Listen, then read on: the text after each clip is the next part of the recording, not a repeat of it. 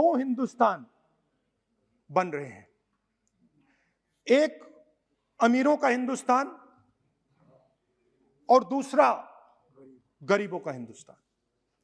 और इन दो हिंदुस्तानों के बीच में खाई बढ़ती जा रही है।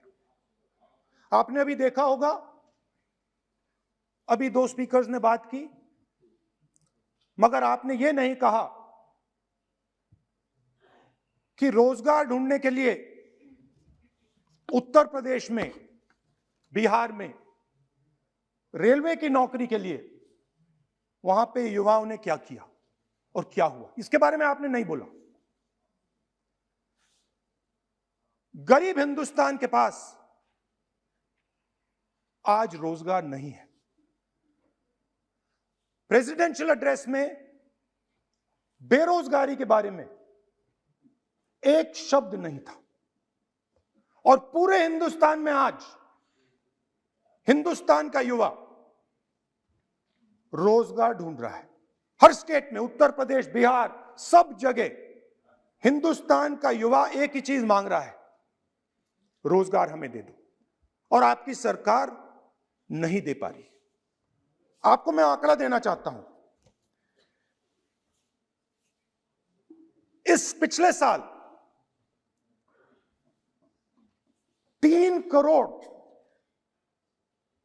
युवा रोजगार खोए हैं। आप बात करते हो रोजगार देने की। 2021 में 3 करोड़ युवा रोजगार खोए हैं। 50 साल से सबसे ज्यादा बेरोजगारी आज हिंदुस्तान में है। आपने मेक इन इंडिया की बात की, स्टार्टअप इंडिया की बात की, मगर जो रोजगार हमें, हमारे युवाओं को मिलना चाहिए वो नहीं मिला, और जो था वो गायब हो गया। और ये सच्चाई है, और इस सच्चाई को आप भी पहचानते हो, क्योंकि आपने भी अपने भाषणों में रोजगार के बारे में कुछ नहीं कहा। कितना रोजगार पैदा किया गया है, किस प्रकार किया गया है, उसके बारे में आपने नहीं बोला, और आप बोल भी नहीं पाएंगे, क्योंकि अगर आप बोलेंगे तो हिंदुस्तान का युवा आपकी ओर देख के कहेगा कि ये मजाक कर रहे हैं। तो ये स्थिति पैदा कैसे हुई? ये दो हिंदुस्तान पैदा कैसे हुए?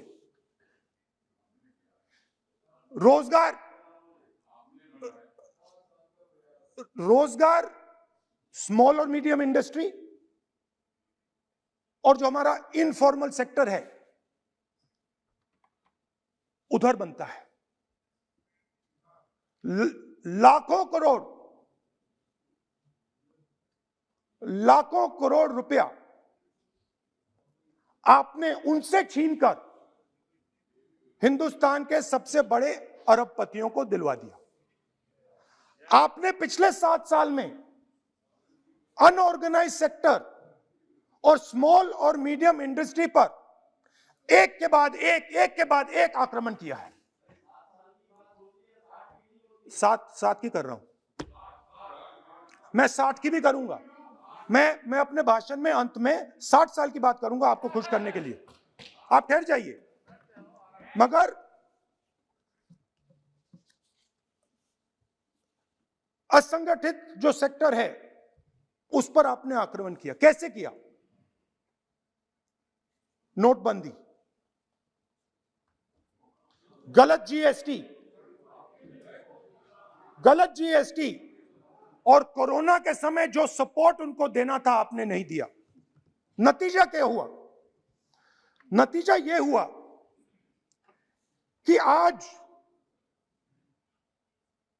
84% हिंदुस्तान के लोगों की आमदनी घटी है, और वो तेजी से गरीबी की ओर बढ़ रहे हैं। यूपीए की सरकार ने, आपने पूछा 60 साल की बात आपने कही, यूपीए की सरकार ने 23 करोड़ लोगों को गरीबी से निकाला था 10 साल में। हमारा आंकड़ा नहीं है, हमारा आंकड़ा नहीं है, हमारा आंकड़ा नहीं है।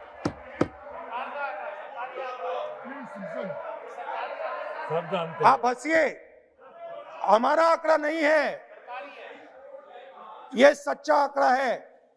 27 करोड़ लोगों को हमने गरीबी से निकाला था और 23 करोड़ लोगों को आपने गरीबी में वापस डाल दिया।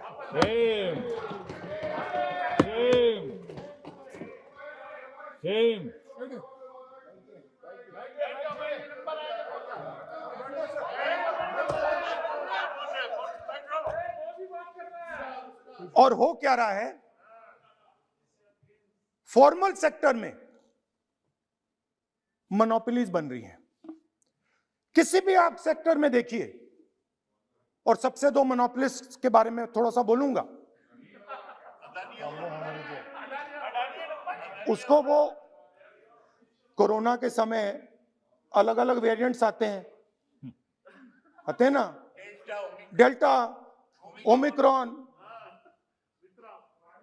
वो AA वेरिएंट है, और वो पूरा का पूरा हिंदुस्तान की जो अर्थव्यवस्था है उसके अंदर फैल रहा है। आपने बात उठाई तो मैं उसके बारे में पहले बोल देता हूं। एक व्यक्ति को, नाम नहीं लूंगा, एक व्यक्ति को हिंदुस्तान के सब ports,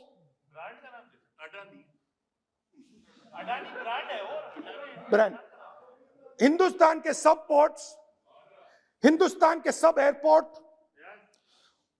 power, transmission, mining, green energy, gas distribution, edible oil, जो भी हिंदुस्तान में होता है उधर अदानी जी दिखाई देते हैं।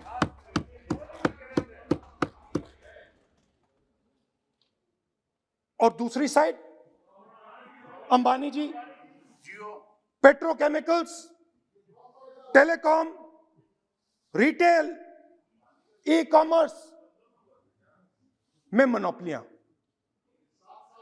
तो पूरा का पूरा धन जो है चुने हुए लोगों के हाथ में जा रहा है। और आपने जो असंगठित सेक्टर को खत्म किया, देखिए अगर आप इनफॉर्मल सेक्टर को खत्म कर देते और मैन्युफैक्चरिंग जॉब्स आप क्रिएट कर देते तो फिर इतनी प्रॉब्लम नहीं आती, फिर दो हिंदुस्तान नहीं बनते। मगर आपने क्या किया, आपने असंगठित सेक्टर को खत्म कर दिया। नोटबंदी, GST, कोरोना, सारे के सारे जो स्मॉल और मीडियम बिजनेस हैं उनको आपने बंद कर दिया। बोलने दीजिए, बोलने दीजिए। सारे के सारे जो स्मॉल एंड मीडियम इंडस्ट्री है आपने उसको खत्म कर दिया, नष्ट कर दिया। अगर आप उनकी मदद करते, और अगर आप उनकी मदद करते, उनको सपोर्ट देते, तो फिर मैन्युफैक्चरिंग सेक्टर तैयार हो सकता था। मगर जो लोग आपका मैन्युफैक्चरिंग सेक्टर बना सकते थे उनको आपने खत्म कर दिया। तो आज हिंदुस्तान में आप made in India, made in India, made in India की बात करते रहते हो। मेड इन इंडिया हो ही नहीं सकता। आज बात खत्म हो गई है, क्योंकि मेड इन इंडिया वाले हैं कौन? मेड इन इंडिया वाले स्मॉल मीडियम वाले हैं, उनको आपने खत्म कर दिया। मेड इन इंडिया वाले कौन हैं? असंगठित लोग हैं, उनको आपने खत्म कर दिया, हटा दिया, परे कर दिया। मेड इन इंडिया नहीं होने वाला है। अरे भाई, मेड इन इंडिया करने के लिए, मेड इन इंडिया करने के लिए स्मॉल और मीडियम इंडस्ट्री को ही बड़ा करना पड़ेगा। बिना स्मॉल और मीडियम इंडस्ट्री को सपोर्ट दिए मेड इन इंडिया हो ही नहीं सकता है। और अगर आप पूछते हैं तो मैं आपको बताता हूं, मैन्युफैक्चरिंग जॉब्स की अगर हम बात करें तो मेरे पास आंकड़ा है यहां पे, पिछले 5 साल में मैन्युफैक्चरिंग जॉब्स 46% कम हुए हैं। 46% drop in manufacturing jobs in India. Why? Because you have destroyed the unorganized sector. Why? Because you have destroyed MSMEs. That is why you are focusing completely on 5 or 10 people. I don't have a problem with that. I don't have a problem with big industry. Focus on them. But please realize that they cannot produce jobs for you. Small and medium industry is the only people who can produce jobs for you. That is the reality. और हो क्या रहा है, 2 हिंदुस्तान बन रहे हैं, आप यहां पे भाषण देते रहते हो, नया Hindustan, new India, make in India, और कौन से नारे हैं, स्टार्टअप इंडिया। आप ये बोलते रहते हो और देश में बेरोजगारी फैलती जा रही है। और आप ये मत सोचिए कि ये जो गरीब हिंदुस्तान है जिसको आप बना रहे हैं, ये मत सोचिए कि ये चुप बैठा रहेगा। ये मत सोचिए कि ये चुप बैठा रहेगा, ये चुप नहीं बैठा रहेगा। इस हिंदुस्तान को सब कुछ दिख रहा है। इस हिंदुस्तान को दिख रहा है कि आज, सुनिए, इन लोगों को दिख रहा है कि आज, ये आंकड़ा आप सुनिए, ये आपकी सरकार की देन है, ये आंकड़ा अच्छी तरह सुनिए। इस गरीब हिंदुस्तान को दिख रहा है कि आज हिंदुस्तान के 100 सबसे अमीर लोगों के पास हिंदुस्तान के 55 करोड़ लोगों से ज्यादा जायदाद है। बात समझिए, 10 लोगों के पास 40% हिंदुस्तान से ज्यादा धन है, 10 लोगों के पास। यह कैसे हुआ? यह आपने किया, यह नरेंद्र मोदी जी ने किया। और तो मैं आपको एक सुझाव देता हूं, प्रधानमंत्री जी को आपको सुझाव देता हूं, ये जो 2 आप हिंदुस्तान आप बना रहे हैं, इन 2 हिंदुस्तानों को जोड़ने का काम जल्दी से शुरू कीजिए। स्मॉल एंड मीडियम इंडस्ट्रीज की मदद करना शुरू कीजिए। जो हमारे बेरोजगार युवाएं हैं उनकी मदद कीजिए। और ये जो आप पूरा का पूरा धन इन्हीं 5-10 लोगों को दे रहे हो, क्योंकि ये आपकी मार्केटिंग करते हैं, आपको टीवी, व्हाट्सएप, फेसबुक पे लगाते हैं, ये काम आप बंद कीजिए, नहीं तो देश का नुकसान होगा। आपका नहीं, देश का नुकसान होगा। तो पहला मेरा सुझाव यह है। नंबर 2 और नंबर 3 भी है, अभी आएगा वो। और वो जो आपने 60 साल की बात कही थी, वो नंबर 3 में आएगा।